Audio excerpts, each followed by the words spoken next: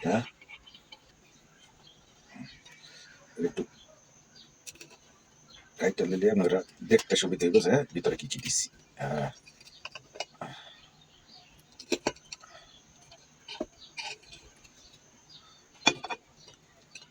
এই যে দেখেন লেয়ার দেখাচ্ছি আপনাদের। এই যে বুঝছেন, সুস্বাদু খাবার কিন্তু একটা দারুণ। ঠিক আছে, তাহলে এবার শুরু করি। বিসমিল্লাহ। হুম, হুম, অসাধারণ, ভরপুর মালমেরিচ।